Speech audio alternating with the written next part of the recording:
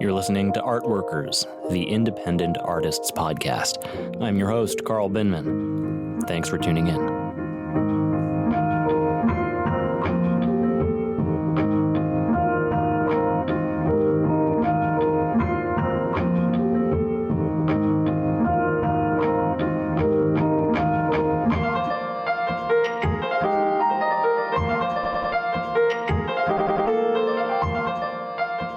Today's episode features a conversation with Helen Romeu. In our time together, we talk about how we know each other, our work together on Brian Friel's Dancing at Lughnasa. We talk about questions in Shakespearean adaptation and best practices and respect for sources. And we talk about inspirations that ground us in our work. Hope you enjoy. I'll turn it over to you, Carl.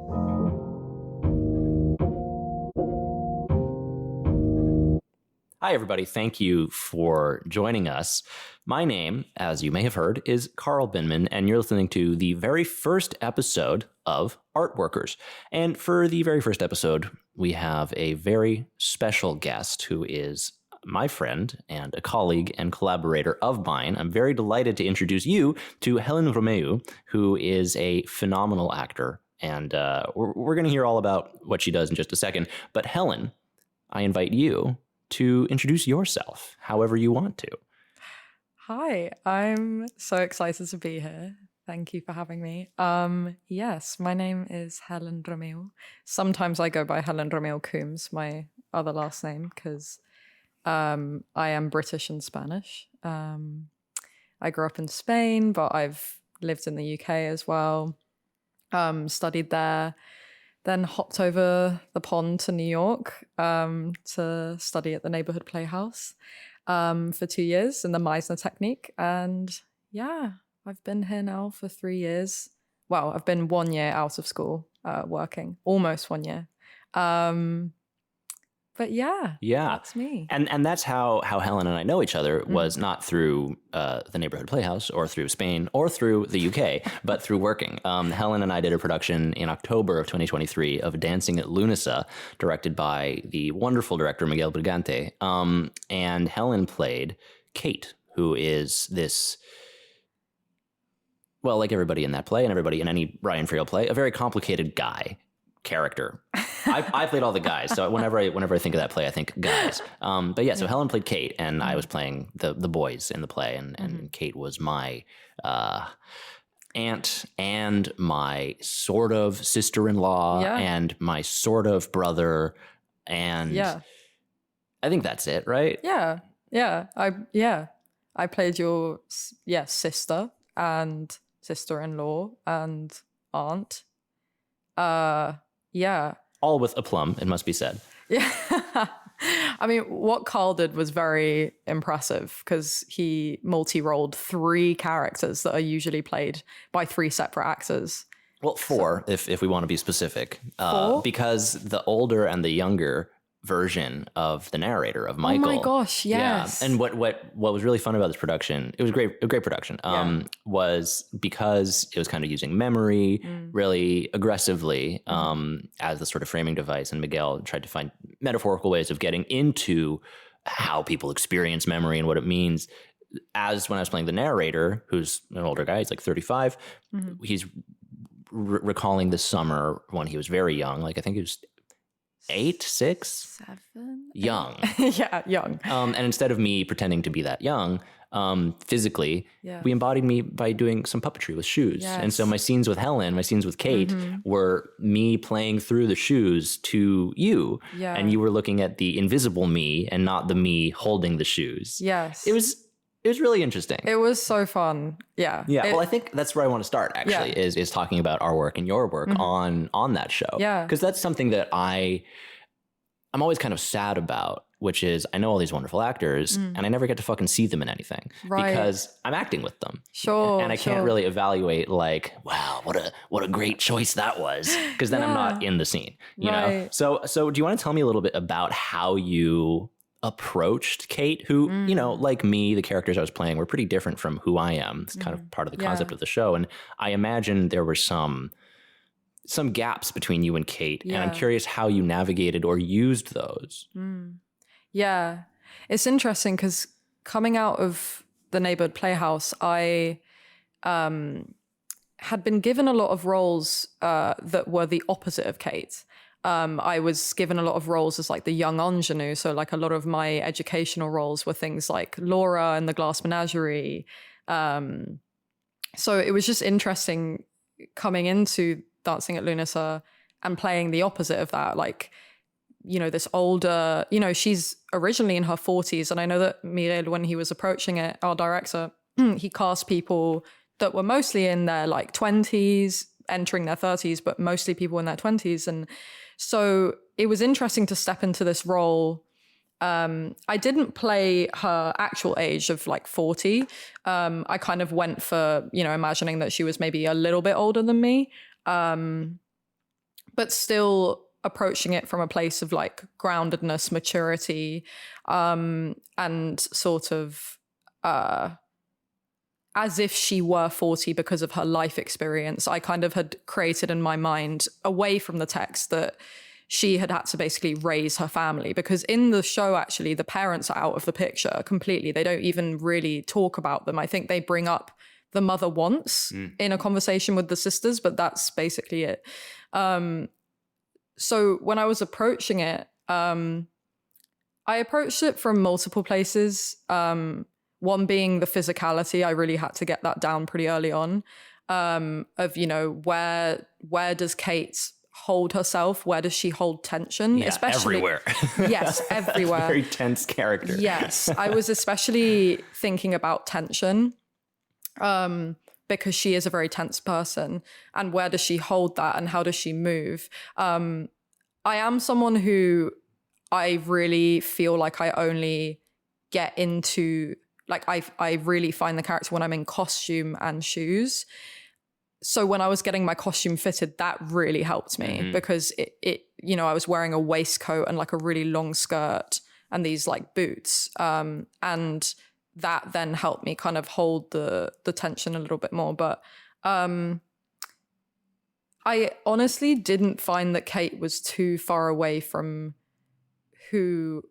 not who I am, but maybe people I had encountered in my life. So I found that as we were doing the dialogue and as we were doing scenes together, I felt I knew her better than I thought. And I think it's because she reminded me a lot of my grandmother, my English grandmother. And it's interesting because Dancing at Lughnasa is an Irish play, and we didn't do it. We didn't do any Irish accents. I did audition with really? The monologue that I submitted. Like I did the dialect, and a good friend of mine was the dramaturge on the project, Michael Landis, and I was really disappointed when he on the first day of our little Zoom first reading, I asked a question like, "Hey, are we going to do dialects?" And Michael was like, "No." Yeah, well, props to you, because I did not do an Irish accent in my audition. But yeah, so I kept my English accent, but I found that actually the dialogue kind of lent itself still to my dialect a little bit. And that, I was really finding like, oh, wow, a lot of the things Kate is saying are things that my grandmother would have said.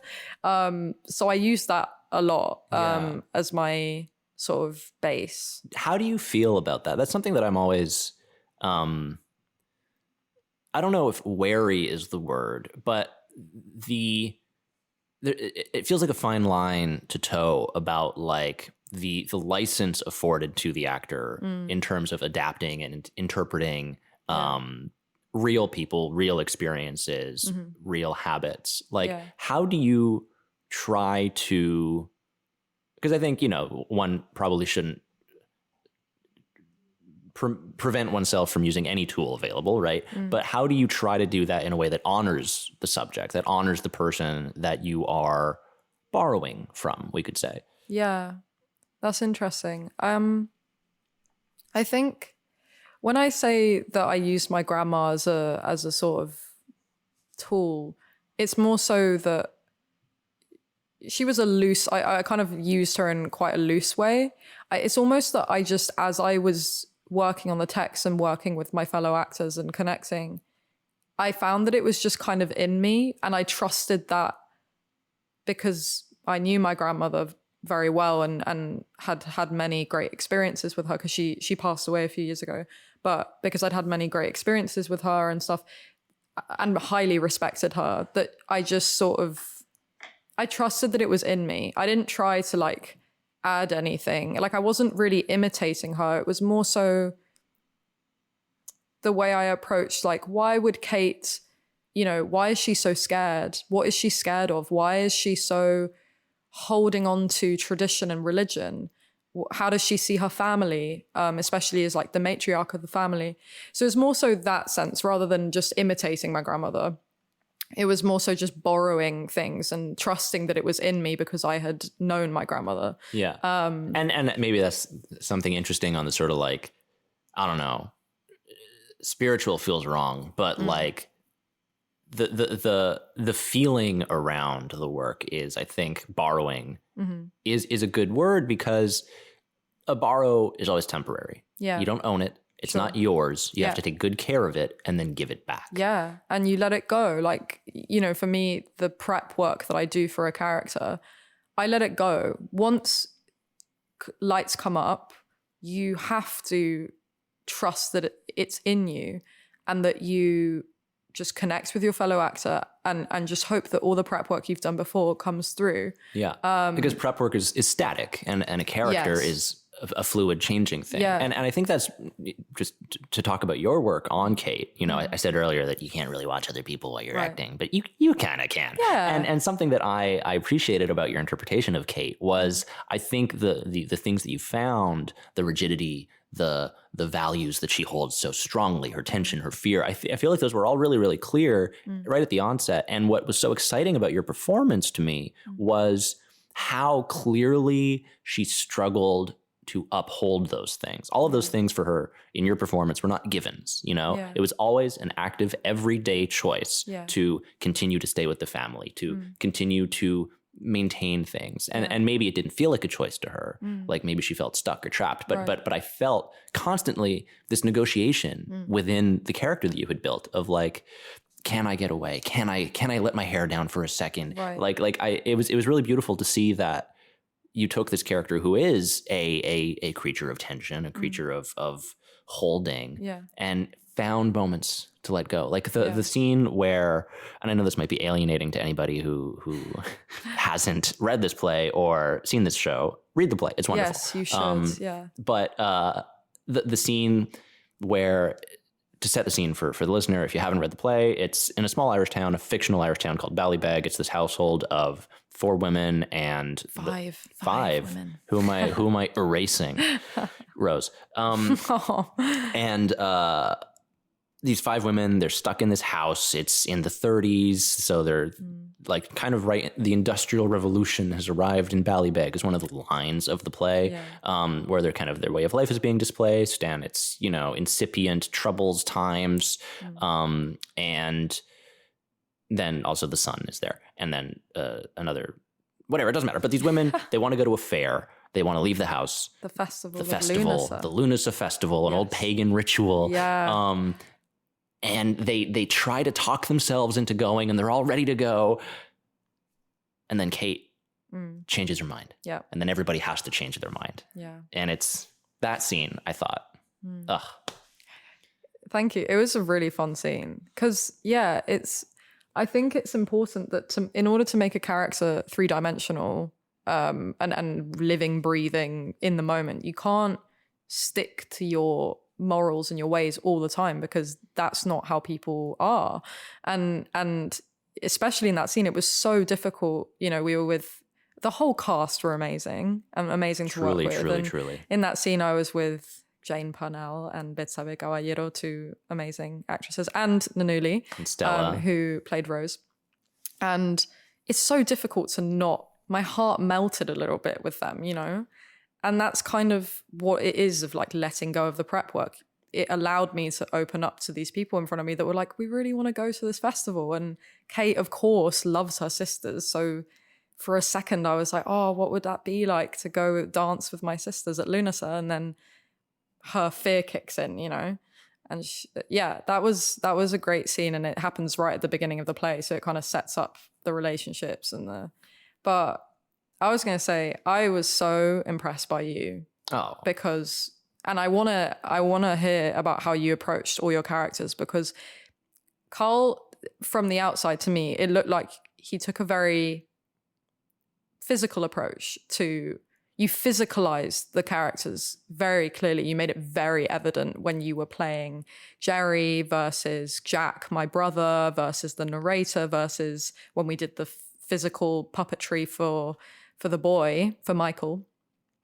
So yeah, I'm curious as to how you approached all those characters, and like, did you compartmentalize each one to prep for them? Like, how did you basically discover each character?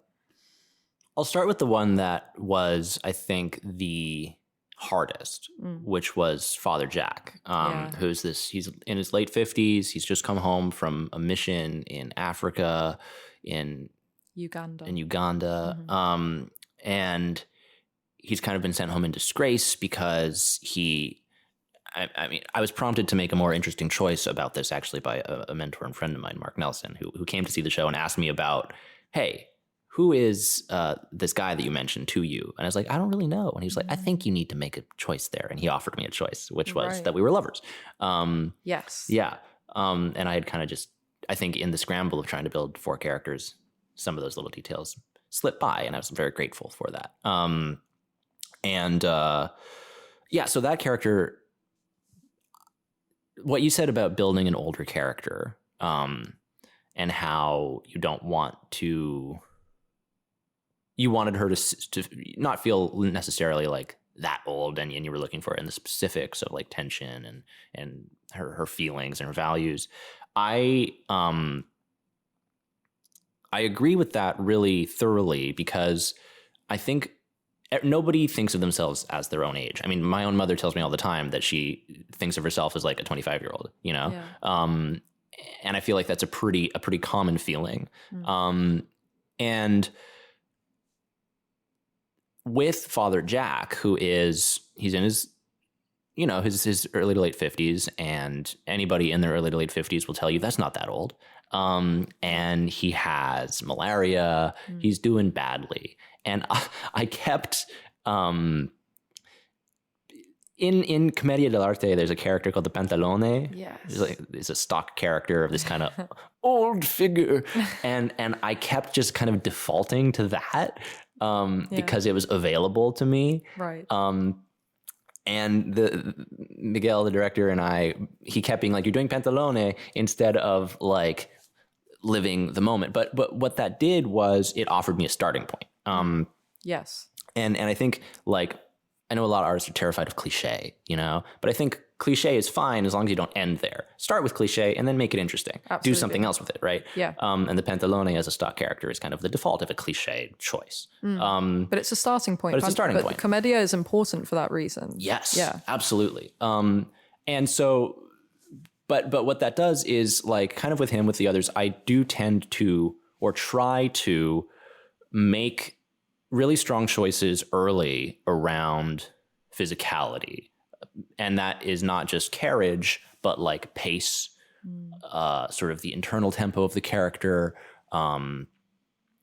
what you had mentioned about like tension, just kind of making almost an arbitrary choice, like informed as much as it can be by the text. Just the feeling I get from the text, the first impulse of Jerry, he talks fast. He's going to be a quick guy. He's always lying. He's always telling stories. He's always spinning yarns. So he's got a quick motor inside, Yeah. Jerry is one of the other characters in the show. He's kind of a vagabond salesman who's the father of the narrator. And like with him, like with Father Jack, like with the shoes representing the younger child, like these were all, which was a choice made for me by Miguel. These were just really clear starting points in the world of physicality. And then I was able to add things on top of that. And what I always feel is intention in the text, intention, actions, objectives, the sort of, the Stanislavski sort of things that I feel like anybody who's gotten trained at a conservatory or that kind of school does. Those things have a place. And I feel like that place is to hold on lightly in the background of whatever the tone of the scene is for me that's established by the physicality. So like the prep was kind of just in the process of going through the show and exploring how these folks move through the world, move through the specific theatrical space that Miguel created, which was kind of this platform in the middle of nowhere with no props and no set, really. And like by making really strong, clear choices about how each of these characters kind of moves differently, again, almost arbitrary choices just off of first impulse, but then you can build off of, that allowed me to stack detail and make them more complete. So I don't, if they felt psychologically different, if they felt like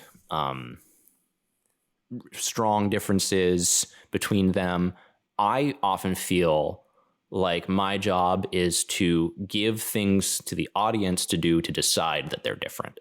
Yes. And I'm not super concerned about the inner life of the character because I don't know what the audience is seeing. All I know is I can jump into Jack and talk differently and have a different feeling about what's going on around me. And then the audience will do the rest of the work, you know? So I think that maybe the feeling of me changing between them quickly and lightly was because my approach to building a character is I'm always sketching, and it's always a sketch in progress. So I'm never like, this is the end of the character, this is the end of the feeling, because my sketch only ever is an offering to the audience to fill in the colors and fill in the lines how they feel is appropriate for whatever they're getting from the rest of the play, you know? Yeah, that's great. That definitely translated, both as your scene partner and also the audience. Like, yeah, I think it's very important to remember the audience, because often we get so wrapped up in, especially I would say in the American method and with Stanislavski, get so wrapped up in, which still is important stuff in tools that we use as actors, but often we get so wrapped up in the inner life and what is my character doing? What do they want? Am I making the right choice? Yes, am I making the right choice? That we often forget that the audience at the end of the day are the thing that's most important. They are going to project whatever they're going to create the characters for us almost. They watch what we do and they project onto it. And I love that you said an offering to the audience, because it also, acting should be a selfless act with your fellow scene partners, collaborators, but also to the audience. It's a gift that you're offering, a story that you're offering. A feeling. Yeah, a feeling, whatever it is, and an experience. And when we get too wrapped up in the inner life and, oh, what am I doing? Am I doing it right? It becomes self-indulgent, or it can become self-indulgent. And that's where I think people go wrong. So I very much like what you said. Well, thank you. And I also want to just say that was something that I was able to do because the rehearsal process was set up that way, you know, yes. Like those were values that were shared by Miguel and by the whole team. So it's like, I said a lot of I in that story that I just shared, but fundamentally it's because we. You know? And the interesting thing about that is the narrator, who was kind of the core of the story, the spine of it, if you will, who was also a character embodied on stage, was the hardest for me because he was just there. Yeah. Because he was the neutral point from which the whole show expanded. So to my little crutch of like, I'll make an arbitrary choice, kind of didn't work with this character who is fundamentally not existing in space in the same way that the other characters are. He's existing in this kind of nowhere. He's existing in the theater with the audience instead of in the world of the show, because he's telling the audience his experience, his story, his memory. So that was also something that was kind of hard, was like putting away strong characterization from the other characters to be this other character who does not have strong characterization because his job is to be story. Yeah. You know? Yeah. Yeah. It also, all your narrator, well, not even scenes really, they were just monologues. They're not, you can't approach it from the traditional way, which What is, does he want? Exactly. What's he trying to convince? Yeah, what does he want? What's his objective? You know, you don't have any of that. Well, I guess you can create an objective, but it has to be a little more, you have to kind of think outside the box a little bit and create it for yourself. It's almost Shakespearean, you could say. What, sorry? It's almost Shakespearean, you could say. Yes, it is. Which is a fine segue. So we were talking before the mics started rolling, the sound speeding. Listen, I do film. And we were talking about Shakespeare because right now I'm working on A Winter's Tale, and right now you are working Yes. on another show, which I think is because my show is going up at Summit Rock in Central Park, and your show is going up Yes, at Summit Rock at Central Park Yeah. the week after mine. So I'm doing my show with the Barefoot Shakespeare Company, and Helen, you're doing yours with Arachne? Yes. Great. So Helen's doing, what's the show? Much Ado About Nothing. Oh, yeah. The Much Ado About Nothing with Arachne the weekend after mine. And you were saying that you have a rehearsal this evening on Zoom. On Zoom. Is that for Much Ado? Because you mentioned you were doing two projects right Yes. now. Okay. That is for Much Ado. Yes. We are, in these post-COVID times. In this post-COVID reality. In these unprecedented post-COVID reality. Yes. We've been saying that now for 3 years. Yeah, we've got precedent, guys. But yeah, in these post-COVID times, the whole acting industry, performance industry, entertainment, whatever you want to call it, it went through a whole, so many changes like everything else in the world. But Really? I don't know. but one of them was, that now we sort of do this like hybrid rehearsal stuff, which is just interesting when you approach it from as an actor, because, when we were talking about dancing at Lughnasa, that was all in person, save for when I got COVID. Oh, yeah. Oh, no. That was fun. And I had to zoom in while everyone else was in the room, and I was just watching like little figures on a screen and trying to occasionally jump in with my lines. But yeah, that sucked. It did suck, but we made it work. That was amazing. Like, credit to the whole cast and crew as well. And to you for picking up like a week's worth of blocking and scene work when you came back. No, but that was a credit to the whole team, because it just worked so seamlessly. Like, everyone was so on it. But yeah, so with that, it was all in person. We had the privilege of being in the space with each other and just discovering and exploring physically, whereas sometimes you have to do projects where, for whatever reason, usually logistical stuff, for a period of time you have to be on Zoom. We're transitioning to in-person rehearsals in June, but for now, for the month of May, we're on Zoom, and it's just interesting. There's some good things and some not so good things. And definitely with Shakespeare, I find that I really often need to be in the space with the people, because I find that sometimes, a 400-year-old, 500-year-old text, 1600. So call it 400. Maths. Yeah. Not good at it. Call it 420 years. Puff, puff, pass. There you go. 420 years. Yeah. It sometimes I find, I'm just speaking for me personally, I find that I struggle to connect to the text and to the people I'm talking to when I'm looking at a screen.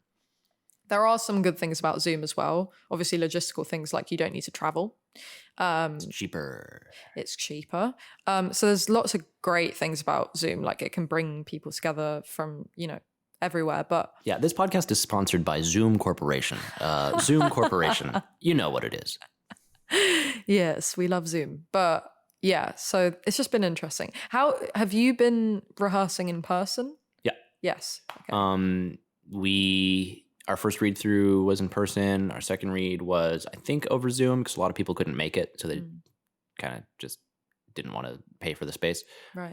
And yeah, well, that's one of the good things about Central Park is if you're performing in Central Park, it's a public space.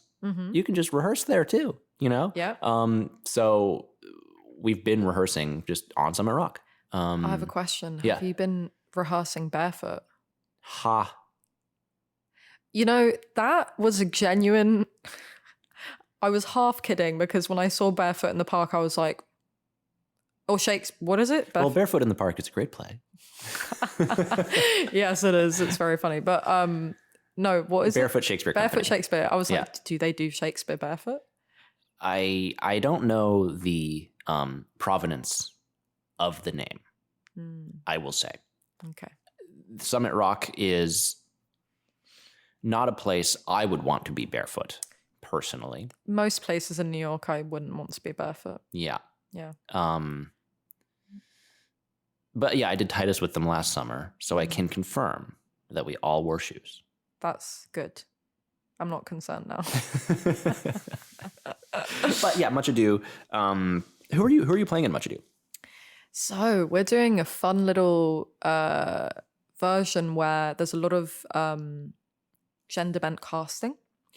Gender bending in my Shakespeare? What is this? Literally 1600? Yeah. Yeah. God, Shakespeare went woke. Yeah. So yeah, now I am playing a character who I wasn't very familiar with Much Ado. It wasn't one of the Shakespeares that I knew so well. So I didn't really know any of the characters beyond Benedict and Beatrice. But I am playing Prince Pedro, which is one of Benedict's friends from the military. Him, Claudio, and Benedict are kind of like a trio. But I'm playing it as Petra. So I'm Princess Petra or Doña Petra. Yeah, it's been interesting. How do you, because this is something that I think is very common in Shakespeare productions, both on the level of like logistics, because here's something that a lot of people who aren't in the theater maybe don't know, is that there's a lot more women working than men, but there's a lot more parts for men than there are for women. Yes. And because there's so many men and so many parts for men, there's a lot of really, really, really bad actors who get to work simply because people are like, well, we need to cast a guy. Do you have a guy? Is there a guy around? Yeah. That's how I have a career, frankly. But yeah, Carl is terrible. Thank That's you. why he books everything. Yeah, put that on my website. Yeah, and it's a good way to solve two problems at once in a Shakespeare production, because they're old and you can do kind of whatever you want with them. Just turn some of the male characters into women. Boom, there you go. Yeah. And then you can cast more women, and these talented actors get to work, and you get to do something kind of new and interesting with the Shakespeare. I will say that I think what that does is it poses certain problems in the construction of the world of the show.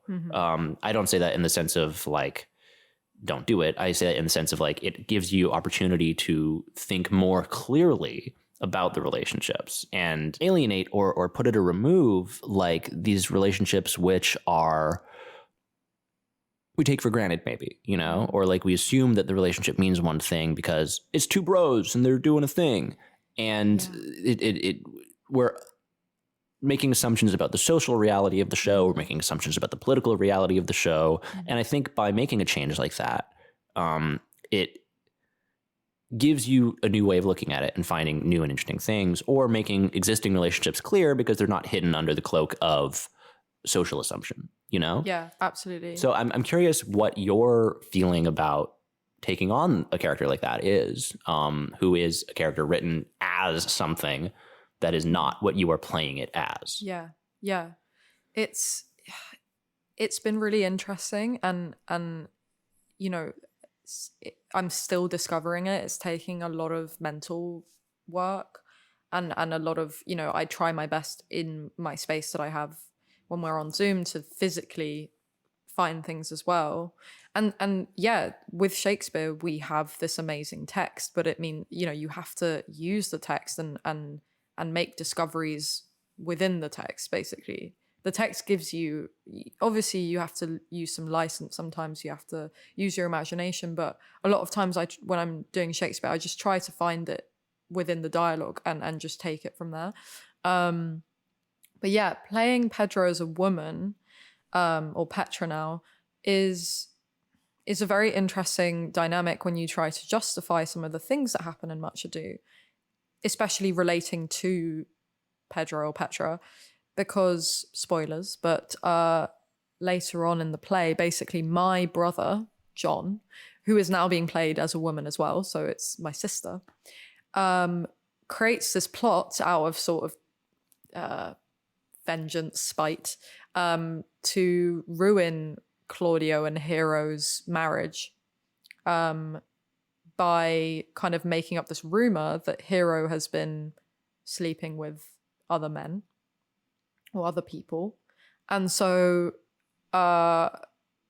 in during their wedding, basically Claudio sort of says, I don't want to marry you because says all these horrible things. And I only have one line in that scene, and I basically slut shame her in front of everyone. And so as a woman, I sort of have to justify that and justify just what happens and what my character does basically and says. And it's just been interesting to sort of discover, like, okay, as a woman, I have these two male friends. I'm, in the military. I'm a leader in the military. So I'm a woman that's a leader in a circle that's usually very patriarchal. So there's just like a lot of layers of things going on. And I have to sort of like discover the relationships, but also what's happening to Petra inwardly, like her inner life, and her journey throughout the play. And that stuff, I'm still discovering it because we've only been in rehearsals for like 2 weeks. So I'm like still working it out. Yeah. Yeah. I think by the time this episode comes out, you may either be going up very, very shortly, or you will have done your run. So I'm curious, A, to see it, and B, to hear more about it. Yeah. What you're saying reminds me of a feeling that I have, which is like when these changes are made to the text, because another thing that I think is pretty common these days in adapting Shakespeare or putting on a Shakespeare is like trying to go through it with a fine-tooth comb and get rid of things that are that whoever's doing the combing has determined that is not appropriate to put on stage now. And I think that what you're describing with like, hey, here's this fucked up thing my character does, and it's illustrated even more clearly how fucked up it is, because I would say that a guy doing that is also worthy of investigation and trying to see what and why and how he is saying this and holding this position socially. And I feel like maybe that moment would be just assumed, well, he's saying that because of who he is. Yeah. And I think like what you're saying is a perfect example of the kind of opportunity for closer examination that happens when you make these changes. And I think it's good to make the change and keep the fucked up thing and do something with it. Yes. Because it makes a clearer and more interesting world in the show. And something that I feel can remove potential for those interesting things is when we encounter a fucked up or weird thing in Shakespeare, instead of trying to grapple with it and make a choice about it for the character or for the show and what it tells us about the show and Shakespeare's world and our world, simply getting rid of it, you know? Right. Which is, of course, easy for me to say. But it does strike me as the braver and more interesting thing is keep the fucked up shit. Yeah. And make something out of it, you know? Yeah. I think keep the fucked up shit as long as it serves the story. Yeah, the story that you're trying to tell with your adaptation. Sure. I think that, there's often you'll be watching or reading a Shakespeare play and, you'll come across in like a random soliloquy or monologue, like a really racist, expression or imagery or whatever. And you're like, ooh, and I understand why those things are changed because that's not relevant, nor is it appropriate for our society now. I would challenge you on relevant. I think appropriate for sure. Yes, but relevant, yes, but appropriate in the sense of like communicating a metaphor or an imagery or something. Yeah, we don't want to use No. black as a blanket term for bad. Exactly. However, yes, there are many messed up things that happen in Shakespeare plays to the characters. They do it to each other. It happens in every play, every story. So we shouldn't shy away from those things. And I agree that when you change things up a little bit, which is the wonderful thing about Shakespeare, is that this text has survived for so long, but we are moving forward as a society and developing and changing, and that text moves with us. So if you switch things up, change things a little bit, it makes you reevaluate and question and look at things from different angles. And I agree that if Pedro was being played as a man, or if I was playing it as a man, maybe I would sort of just be like, not question some of the things that happen because of societal rules that we have or expectations. Well, of course the guy would be sexist. Right. Yeah. Exactly. So it's been an interesting process, and it will continue to be. I'm interested, who are you playing in The Winter's Tale? Because speaking of messed up sexist things happening in Shakespeare plays. The Winter's Tale. So I'm playing Antigonus and the Shepherd. For the listeners out there who are like, how's that going to work? For reference for the people who aren't thinking, how's that going to work? Antigonus has the famous stage direction of Exit Pursued by Bear. Amazing. Yeah. I really wonder how you guys are doing that. You'll see. I'm excited. It's a pretty Brechtian gesture, which I'm excited about. Okay. And the shepherd comes in immediately after in the text. Right. And then his son shows up. His son, whose character name is literally Clown.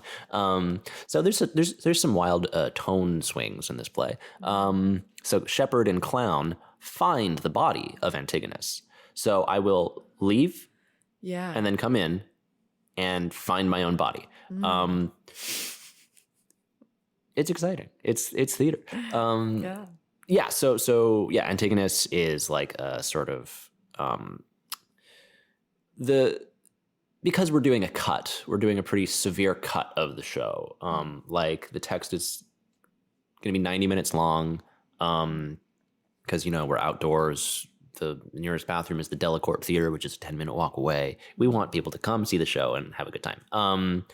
No intermission. So like the cut removes a lot of calling them non-essential lines feels like an insult to Shakespeare, but he's dead. So it trims a lot and keeps kind of the most structurally significant elements of the show, right? Yeah. And, with room here and there for a beautiful moment and a fun line and a joke. There's a lot of jokes. The bits per minute on this show are very high. It's a bit-oriented cast. Right. And so Antigonus in sort of the Winter's Tale usually is like kind of the king's advisor, a good friend of his. In this, Antigonus feels more like kind of a minor lord, and Paulina is the more important character in the court in this cut, basically. So the take we're doing is Antigonus is kind of this like lib who is like really struggling to do the right thing because he wants to support his wife, but he also wants to advance in the court, but he also doesn't want to jeopardize his position in the court that he's got thanks to his wife being the handmaiden of the queen, so like kind of in this sort of politically awkward place. Again, giving me a good starting place with physicality of just kind of being stuck. So in our cut, he's this kind of like, I'm torn between all of these impulses to do the right thing and then also following authority. Oh, Jesus. And he kind of ends up through guile, through luck, sort of helping to save the child Perdita, and then dropping her off and then dying. And then the shepherd comes in, and the shepherd's just a goofy guy. I don't remember where I was going with that anecdote. I asked you like just about who you were playing in The Winter's Tale, and I said, also a play that has a lot of sexism and lots of messed up things happen. Yeah, it's what's so great about that play is that it's got Leontes as an absolute monarch, a patriarch in a patriarchal society, and also a king in a feudal society, has a lot of leeway to do whatever he wants to do. Yeah. And then Paulina and Hermione say to his goddamn face, fuck you. These two women have these two kind of back-to-back massive monologues, just rebuking him and his authority and patriarchal authority and the whole goddamn fucking set of bullshit. Yeah. And it's like so good. And I think because, to go back to my earlier point, because the play has all this fucked up shit in it, it makes the rebuke so much stronger. Because we've seen what these women have experienced. We've been right there with them. We've heard the way they're talking about. We've seen how they're treated. Yeah. And then they stand up and say what they need to say. Yeah. And then Hermione dies anyway. So, what are you going to do? But then she comes back to life 16 years later through magic. Yeah, that's how Shakespeare justifies things. He goes, I don't know, magic. It's poetry. I have no problems with that. Oh, no, me neither. I think it's fun. But yeah, like I think the play is able to leverage some really incredible moments out of like establishing how bad things are and then using it, That's where I think I do grant a lot of leeway to the more problematic elements of Shakespeare, because it gives you juice to do something with it, where if you get rid of all of that, then these big moments, there's nothing to them. It's just a feel-good sloganeering speech rather than a person who has struggled through adversity speaking her truth at whatever cost, know? Well, even in Shakespeare's comedies, even in the lightest of his comedies, there's darkness as well. Yeah. You've got to have that balance. Otherwise, what is the point? There's if there's no struggle, if there's no conflict, then there's really no point. Yes. In my training, I was given a book to read. I want to say by Richard Burton. Let me look right behind me at my bookshelf. Oh, gosh. I'm not wearing my glasses because I'm recording a podcast and I have headphones on. I am wearing my glasses. Do you see Richard Burton here? Richard Burton. It would be in the theater theory section, which should be... oh, goodness. I don't know. Where'd it go? Anyway, I'm confident in my memory. It's Richard Burton. A little note here from the editing room. The person that I was trying to say was John Barton, and the book is Playing Shakespeare, who is a big director from the UK. He was one of the, grand old boys who sort of came up in this wonderful group of artists, and he started directing Shakespeare at Cambridge and then graduated, and Carl has a better English accent than I do. I think that is factually false on its face, seeing as you are English and I am not. But yeah, and something he said in the text was, because he interviews in this text like a bunch of actors he worked with, like Judi Dench and Ian McKellen and all these people who are very good. And it was like the characters are found in the conflict and the inconsistency that they have, because these characters constantly do things at odds with what they say and what they feel, while also saying exactly what they say and what they feel. It's like they are always doing opposite things and always doing simpatico things. They're really complicated, weird people full of contradiction. And he's like, you gotta live in the contradiction. You have to sit in it and use it and not try to smooth it out, because then that's not what the character is. Yeah. And that's not what the play is. Yeah. And I think about that often. Are there any like sort of texts like that or thoughts like that you return to often in your work? Like sort of a throwaway line here or a sentence you remember from a book there that are kind of like touchstones for you in your craft? Wow. Let me think. You have 5 seconds. 4. Oh my goodness. 3, 2, 1. Well, I will say there's not maybe, one quote, one thing. I mean, a lot of my sort of mantras or things that I return to, a lot of them are from my training in Meisner. It's things like don't anticipate the moment, live in the moment, things like that, just to remind myself acting is the doing. But I actually do return a lot to, the greats in England, people like Judi Dench, Dame Judi Dench, sorry. Yes, thank you. Surrey and McKellen. They are wonderful, and they're wonderful for a reason. Even Brian Cox, like, he said something once that often I think about, I laugh, but it's like kind of true. And I tell myself when I'm overcomplicating things, which is like, he's like, I think he said it once about Succession maybe, but I think he was talking about the theatre as well, which is like,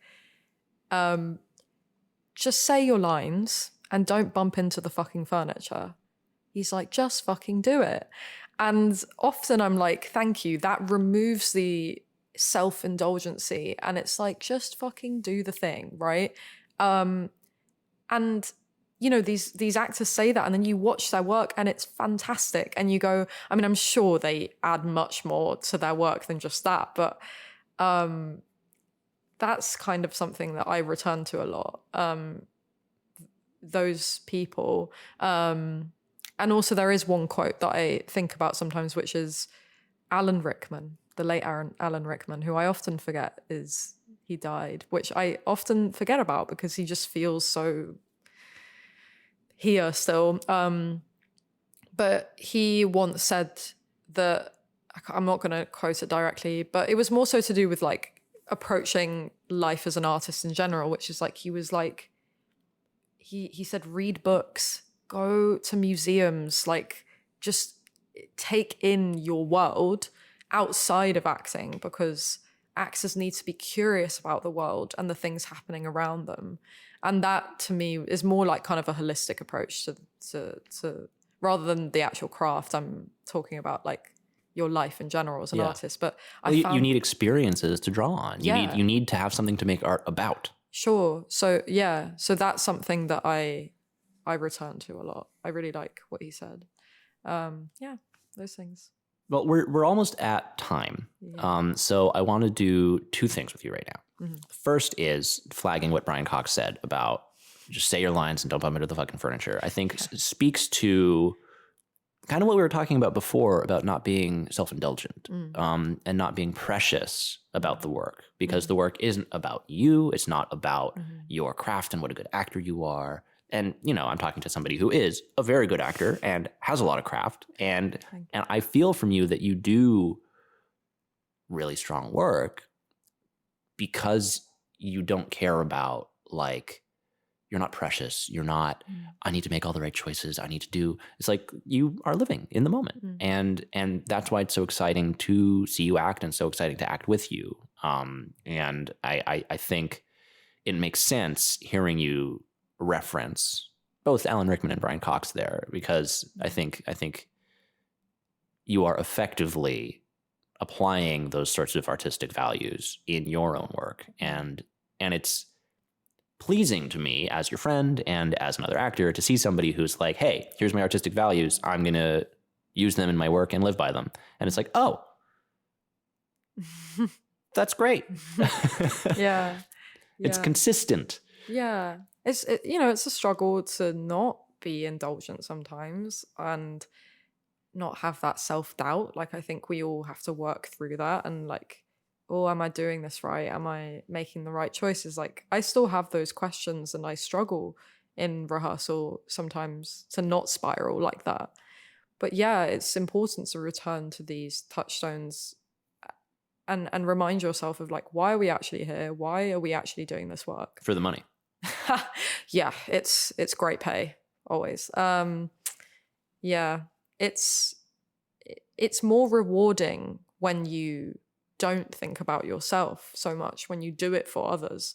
It's never going to be rewarding if you're only doing it for yourself.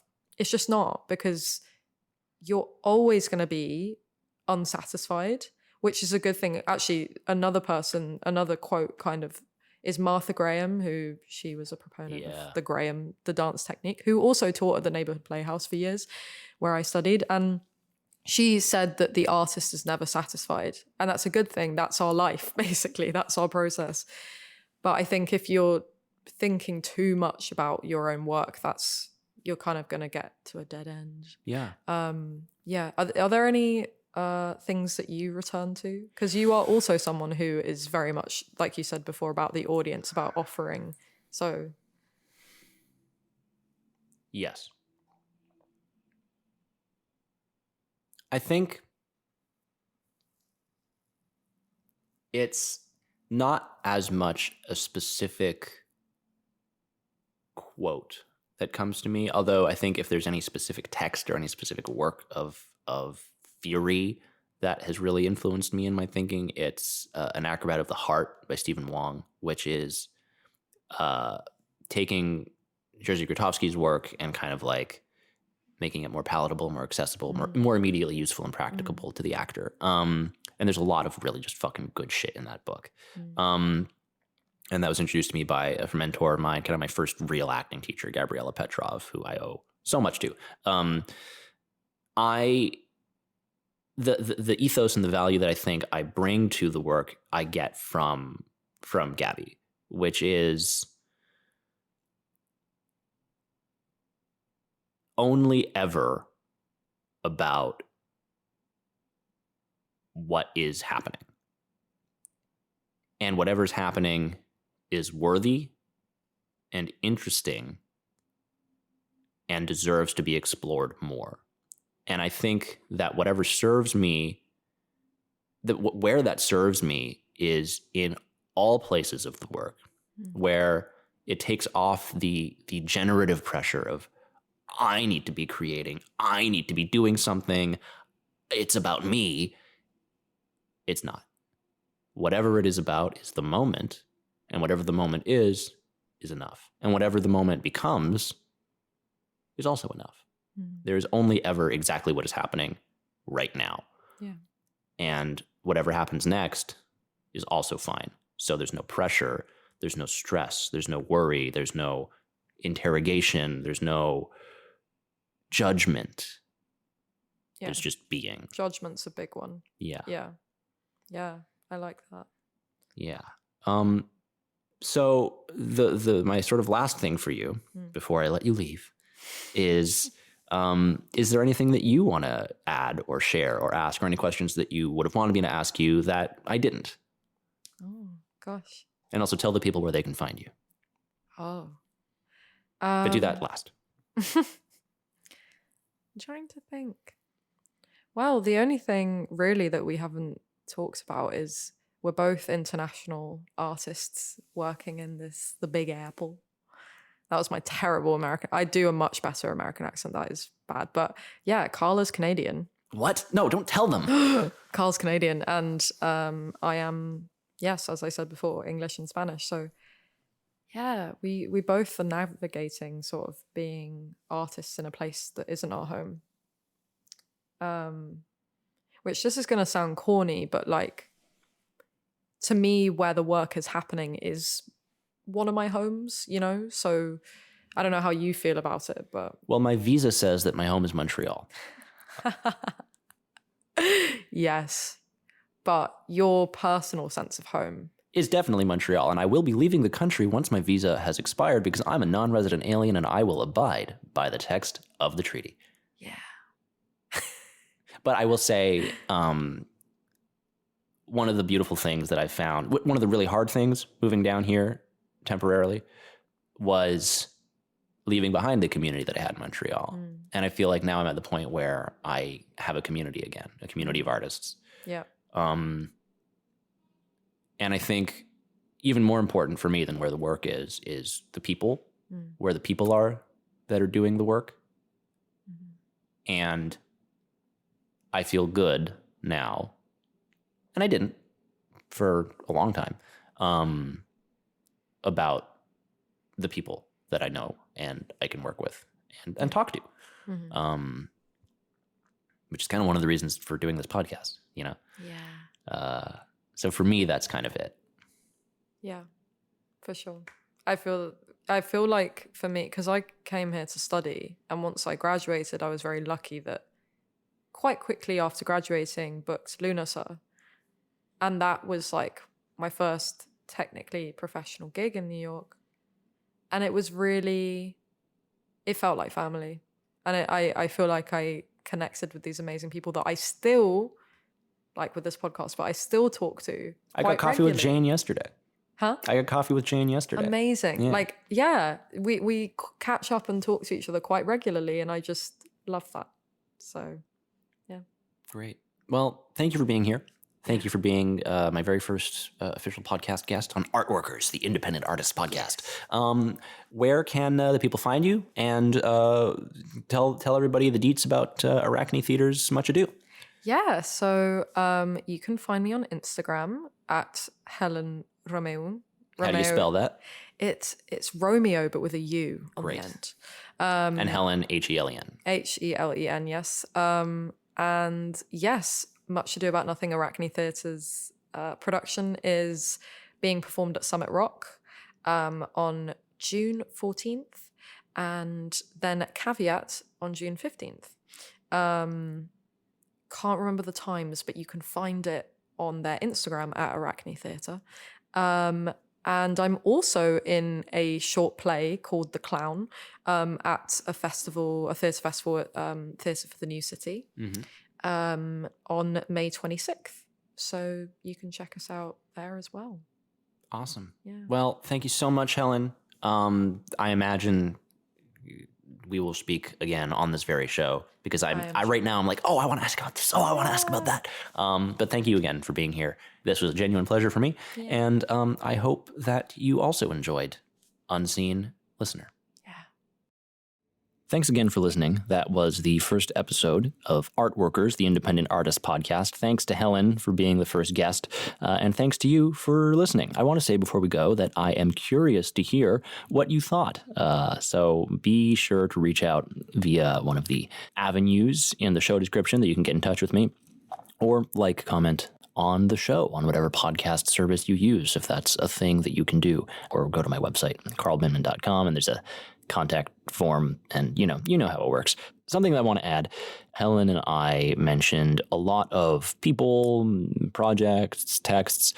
I think it's important to keep track of that. So in the show notes, there's a works cited, and every subsequent episode is going to have one of those as well, because I think that it's a worthwhile practice to make accessible the sort of pool of ideas that me and all my guests draw from, so that, if our conversation inspires or sparks interest in any of these things, they're right there for you to go explore. Also, I just want to say thank you to Louis Zong for the use of his song Fragments as the theme song for this show. It's a great song, great artist, Louis Zong. Thank you so much.